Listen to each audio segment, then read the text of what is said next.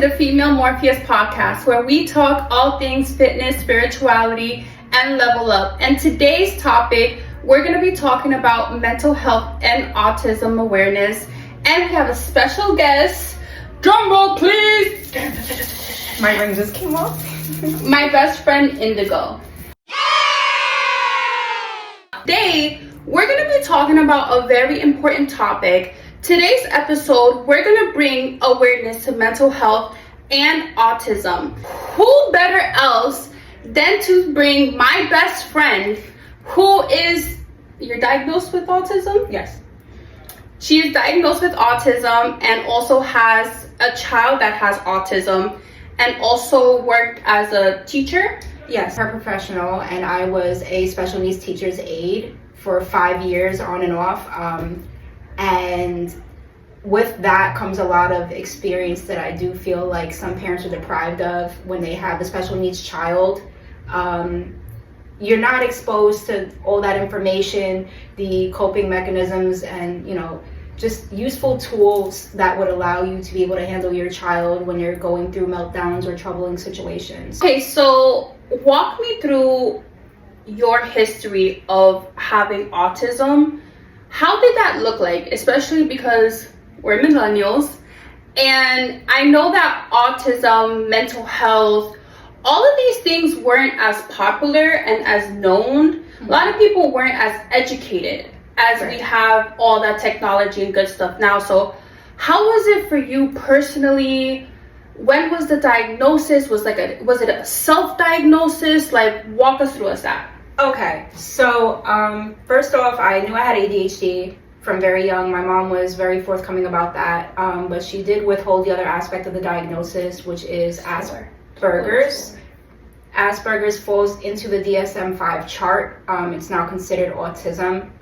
So the thing with that is when you navigate life not really knowing your diagnosis right away. Like, I knew later in life, so I guess you could call me late diagnosed, which is a common term for people that figure out later in life that they have some sort of disorder or disability, or just anything that you're not aware of that may have helped you a lot earlier in life. So having gone through that, you get bullied in a sense. You kind of feel like you don't fit in with people. You're not understanding that missing piece, something that you're doing wrong that everybody else just seems to understand and know how to navigate, especially socially. Social cues? Right. No. Okay. Walk us through how, give us an example of social cues that are normal to people, but you have to actually learn and adapt yourself. Well, this is going to sound almost like I'm taking a script, because a lot of people will tell you this. Anybody that is autistic or, any form of neurodivergence, when it comes to social cues, eye contact. It's very difficult to make eye contact. And this one is more so for attention span for me. Okay. It may vary for certain other people, but I have a harder time paying attention to somebody and what they're saying. Really? If I'm making eye contact, I lose focus more. If I'm looking at an inanimate object or the floor, I have an easier time focusing. Now, it's just something that you learn from an early age is socially unacceptable. People think you're not paying attention. People think that you're being disrespectful. Wow. My mom used to oftentimes discipline me about that. So it is, it's ingrained in my brain now, but it definitely took a lot of work. Another good one would definitely be smiling. I don't smile very often, so I can be looked at as resting face. RBF, yes, definitely. Definitely RBF. People think that you're stuck up, or that you're just not enjoying your conversation with them, or that you don't want to be at whatever setting you're at. Okay. So there's been a lot of unnecessary conflict with me and other people because of that, or potential friendships that just didn't happen because they thought that I just didn't care to talk to them. Would you say that it was isolating as you... I wouldn't say isolating as I got older. Like, when I was in high school is when I feel like I started to learn, but it wasn't until later in high school. Okay. I always knew that I had the weird girl label, but I was also the class clown. Like, my sense of humor got me, to be got you by. Yeah, like it was able to allow me to be accepted socially somewhat. But having normal conversations with people, it would just kind of be like, I don't know, like just something was missing. And it still feels like that to this day, but it's a lot easier to do something called masking, which is another common term when you're autistic. You're literally wearing a mask. You're putting on a more presentable version of yourself that is socially acceptable. So all the social cues that I just told you are difficult to navigate, and some social cues that I didn't express because they aren't super difficult for me to navigate. When you mask, you're basically following a script of what is expected of you in order for you to be looked at as polite, as somebody that people want to be around. So definitely the eye contact, like I told you, that's a form of masking. The try to make more facial expressions, that's a form of masking. Even I would go so far as to say your voice. There are a lot of people that will struggle with changing octaves and having different tones of voice. You have a very deadpan tone of voice, deadpan facial expression, almost compared to like a robot. I've been told that before as well by family members, that I come off as a robot. When do I smile? I don't laugh enough. I just personally, as I've gotten older, I mask a lot less, which is another experience that you'll find people that are diagnosed will say they go through, where they just stop caring about pleasing people. It's either you enjoy them for who they are to their core, or you don't. That's definitely a stage that I'm at in my life right now, because it's just unnecessary energy. Where you're being more yourself, you're being more self-accepting, and you're like, kind of I made close friends with you from being myself, and I have no complaints about the friendship and who she is as a person. She's a great person. She's really kind. She's warm-hearted. She encourages people to have fun. She's not judgmental. So it's just, you want to lead with who you are, regardless of whether or not that will ruffle feathers. Have you found it difficult to date with autism, or how does that? Yeah, only because it goes two ways. So you either have men that are somewhat predatory and will kind of harp on, well, not harp is the wrong word, I'm sorry. Take advantage? They'll capitalize on the fact that you are gullible, that you mean what you say what you mean, sensitive in a lot of ways, have needs that are unique, that would cause you to not really do things that other people in relationships would end up doing. So there's that aspect of it where it's very easy to, like you said, get taken advantage of, because you are so genuine and you are so honest that it just, they take too much advantage of those qualities. Then there's the aspect of it where the idea of being with somebody who's quirky, somebody who's awkward, it's a novelty in the beginning. People think it's cool, until you really show traits that are autistic, not just the fun side, but the side that causes you to be considered somebody with a developmental disability. So the meltdowns, the overstimulation, the isolation, sensorial issues, there's a lot of things that are not necessarily ideal about being with somebody who's on the spectrum, and it's a real conversation that I do feel like neurodivergent people should be having, whether you have ADHD or autism or what have you, because as the relationship progresses, if it's not something that they're made aware of and they didn't really sign up for, when you're finally comfortable with this person, and you feel safe with this person, that's when your not worst, but more difficult qualities would show.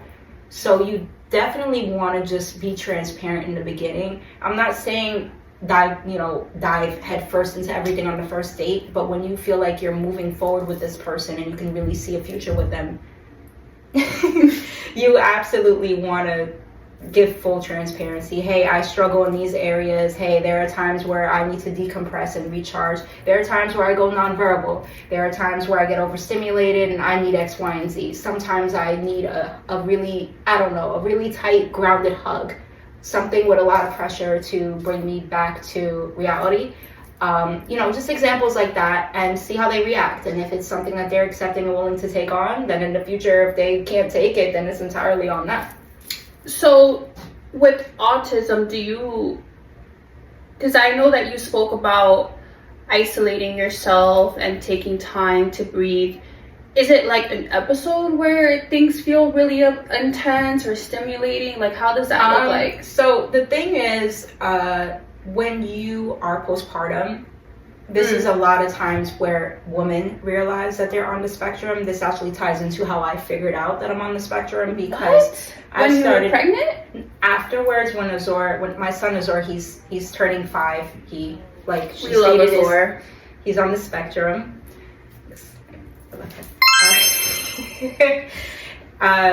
So there were certain traits and behaviors I started seeing at around the time that you would be doing an early intervention for a child to see if they're autistic or have any type of developmental disorders. And I made comparisons. There were certain things that he was doing that I remember doing at his age. I remember things at around 3 years old. But there were also other things I remember my mom talking to me about and, even complaining about as I got older. And I was starting to connect dots. So once that ended up happening, I confronted my mother and I said, hey, am I autistic? Because I'm seeing things that he's doing and I'm about to give him an early intervention. So what's going on here? And that's where the whole I don't believe in categorizing things came into play. So that's how I found out. I found out when my son was 1 and some change, about to be 2. So since he's turning 5, it's been about 3 years that I've known.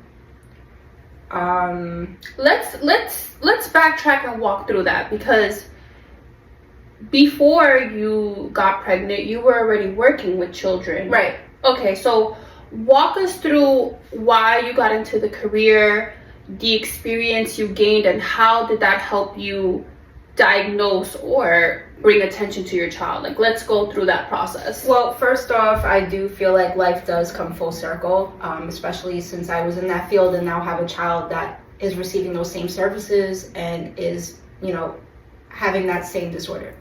So I ended up actually getting a letter of recommendation. Like, I was nominated by a close friend of my mother.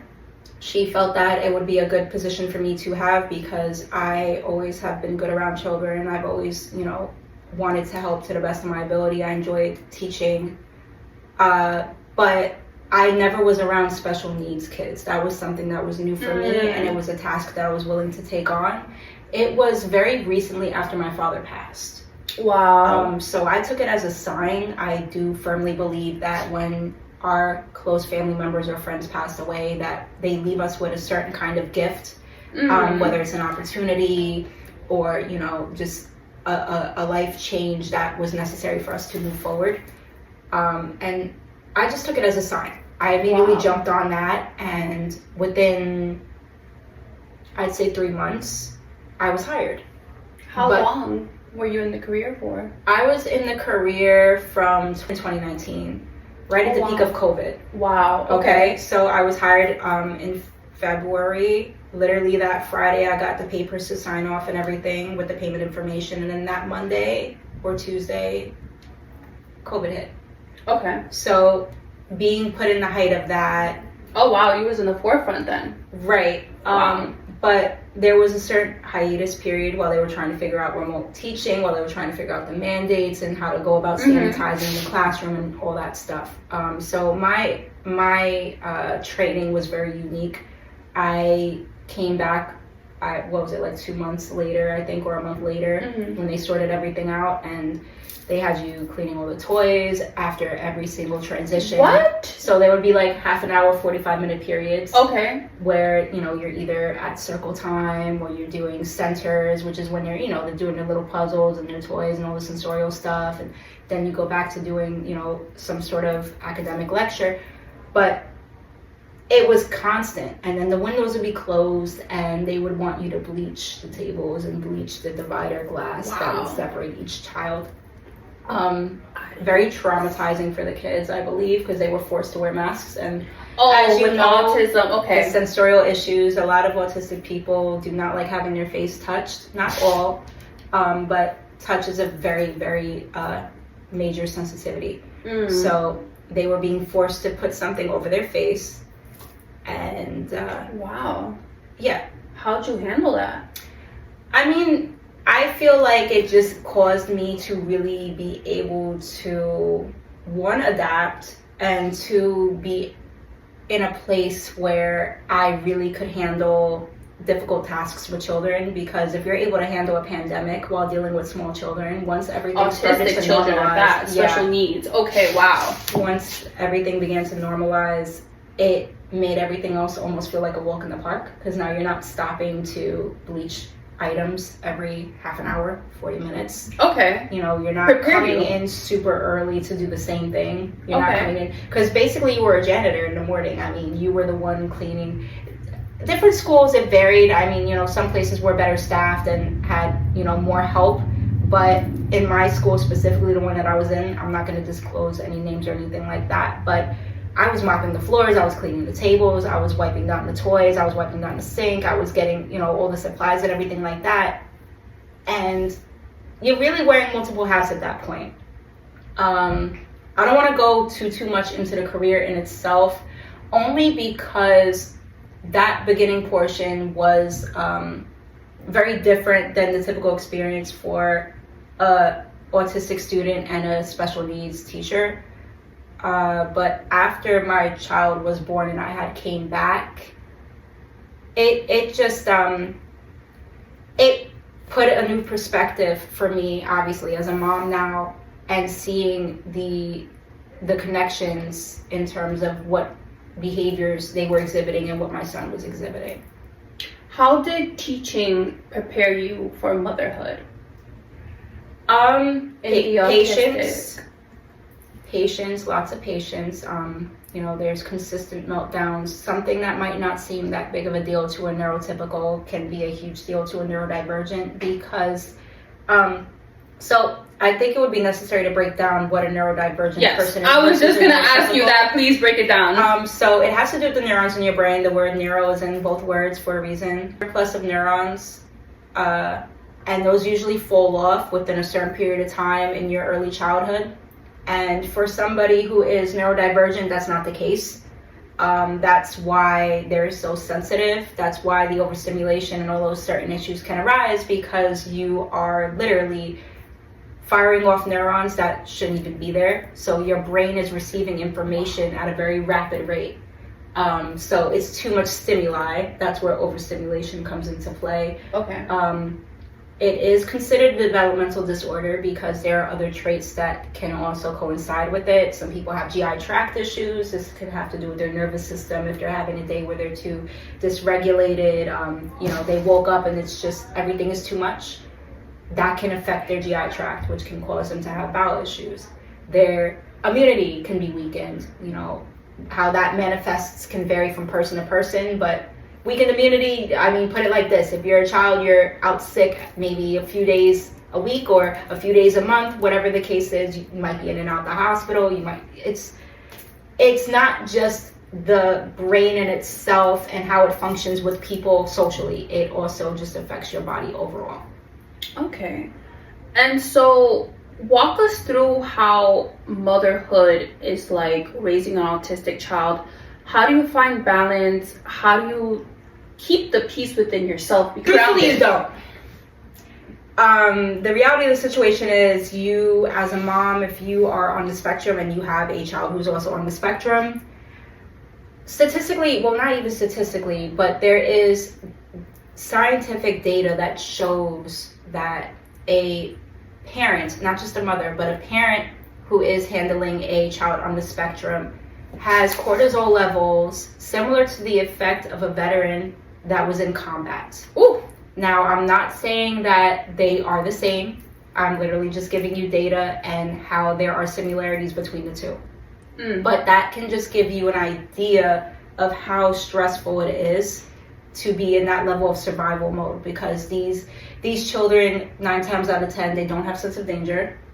They don't have a sense of boundaries. They do something called eloping if they're overstimulated, if something has upset them and they don't quite want to be wherever they're at, they will run. In a moment's notice, they will find a way. A lot of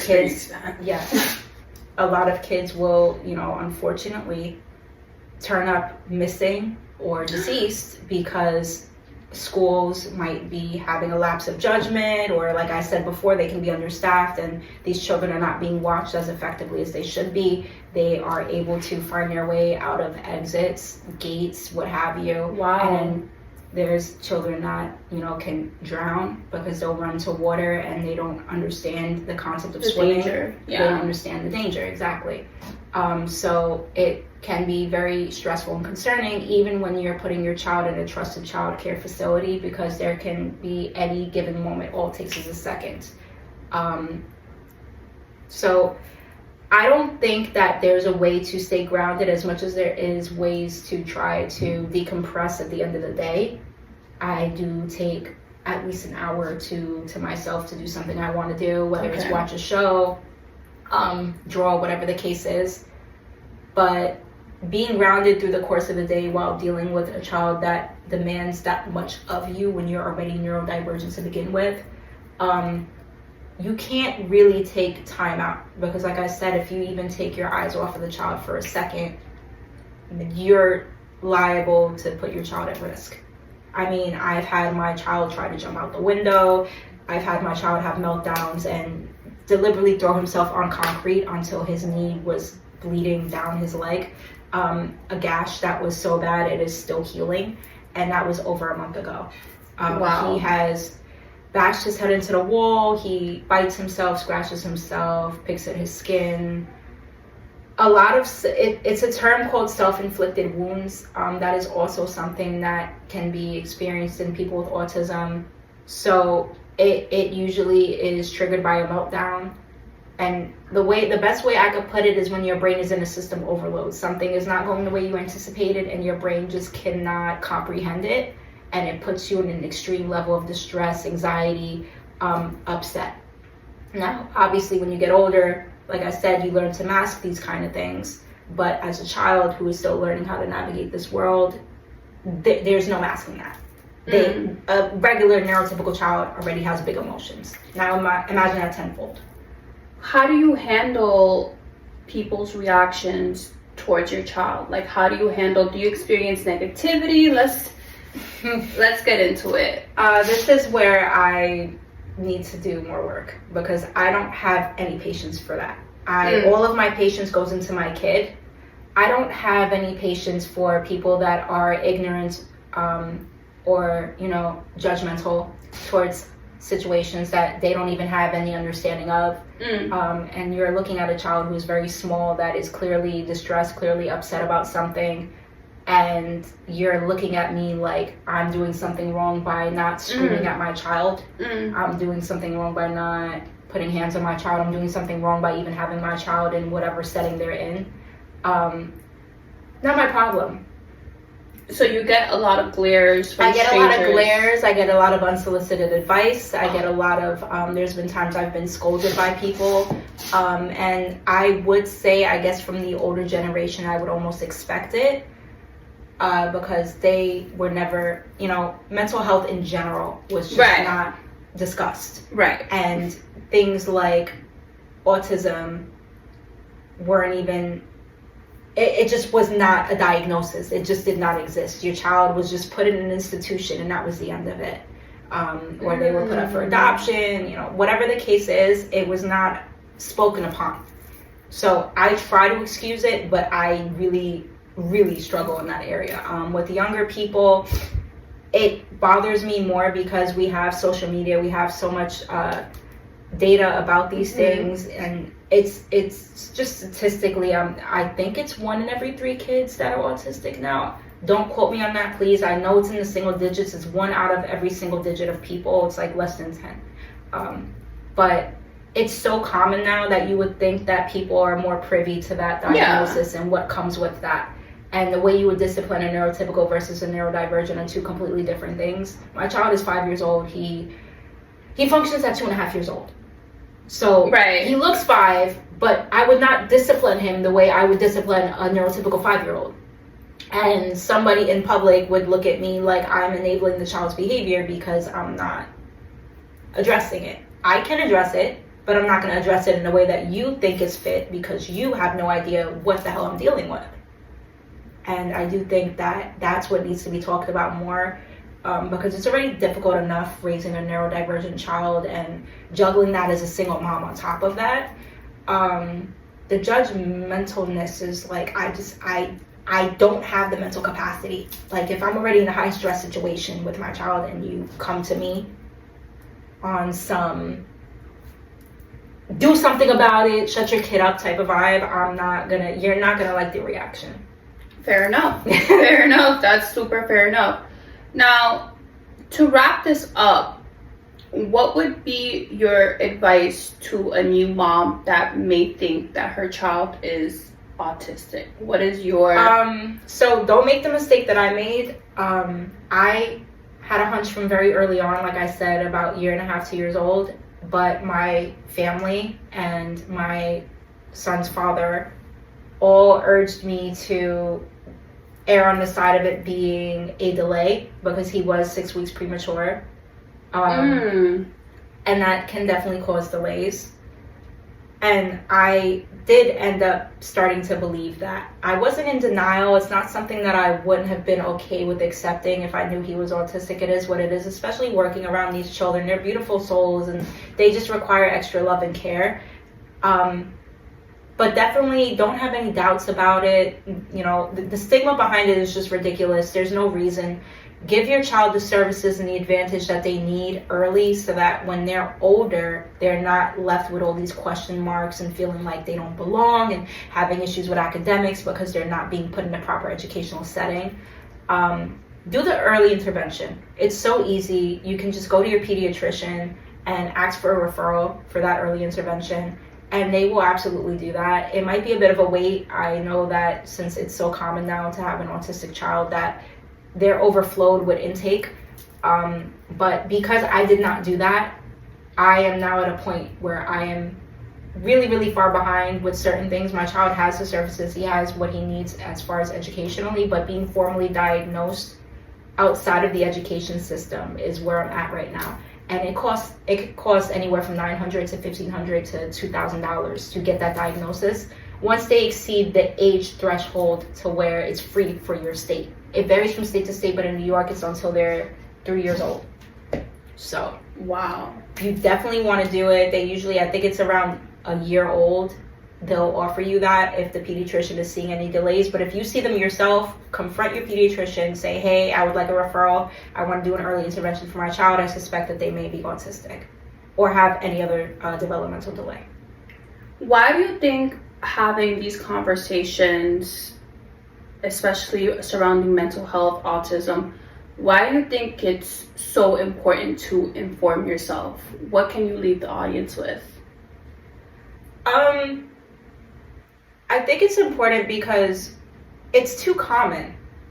It's just too common. You never know who has it. There's probably people in your family that don't even know they have it, or people in your family that just did not want to have that discussion with you. And it can't hurt to just have that open space of compassion. These people, you know, that are on that spectrum have to do all these different things to learn how to navigate this world. They have to, you know, have the social and emotional services. And if we have to go out of our way to learn how to navigate society in a way that the neurotypicals see fit, it's only fair that neurotypicals try to take a little bit of time to understand what autism is and what that looks like for the average person who has it. That's amazing. My last and final question for you, what advice can you give to somebody watching this that is a grown adult and thinks that they have autism? If you think you have it, 9 times out of 10 you probably do. Don't let people discourage you by saying, oh, it's a trend, all of a sudden all these people are autistic and all this other stuff, because there is so much information about it now. You're bound to see things that resonate with you, and if that is the case, then go and try to see if you can get a referral to get a formal diagnosis. If you can't, try to save up. I know the economy is in shambles right now, but you know, if you get a diagnosis 3 years from now, it's better than not at all. If you have to save up for that, definitely do it, because it is so helpful to just know what exactly is causing you to struggle or not understand certain things, or, you know, just see why you're in this place right now where you're even looking for the diagnosis. Because once you get that diagnosis, it opens up a ton of doors. You get accommodations that you would not have gotten before. And just why not? Why just not? Do it. Do it. Do it. I think especially because I think it's important for you, like going back to what she was saying earlier, is knowing yourself and embracing who you are and doing yourself that service, and knowing that because you have autism or somebody else has autism, it doesn't make them any less worthy or any less human, or you yourself watching this, it's just something that makes you unique, and you just have a special way of navigating the world. Because I have a best friend who's autistic, I work with clients who are autistic, and it's just a matter of teaching and going about just teaching, having conversations in a different and unique way, but that doesn't make you like a sore thumb. And I think that especially we're millennials, we grew up with boomers that didn't didn't acknowledge mental health, didn't kind of just brushed it off like, oh, like you're hard-headed, or oh, you're just a bad kid, you have bad behavior. And then we grow up and we realize like, no, like we do have a diagnosis, and that should be treated, it should be given attention. And I think the main point is just learning how to navigate life through this. You know, you're still capable of so much. And you're not dumb.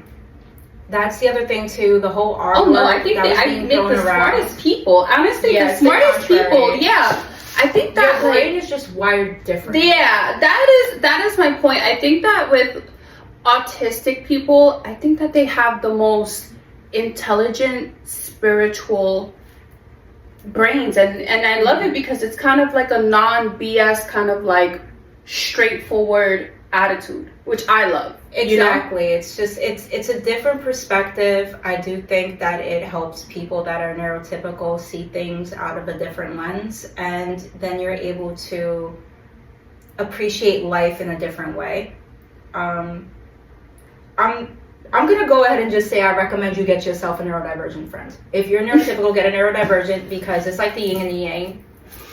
Are we yin yang? We're the yin yang twins. Thank you so much for being on this podcast. We literally recorded this. We're gonna go to the club. But I said, you know what? I think that this is something, because my page is about leveling up confidence, mental health, mental well-being. I think that it's important for us to shine a light on these kind of topics where people do shy away, it's taboo, and realize like, no, like you are special, you are unique, you are intelligent, you are spiritually gifted. We just need to learn how to navigate and see what works best for you. And with that being said, this has been the Female Morpheus podcast. Thank you so much for tuning in. Go ahead, like, share, and subscribe for more content. And I'll see you on the next one. Bye. Bye. Loving chicken grease.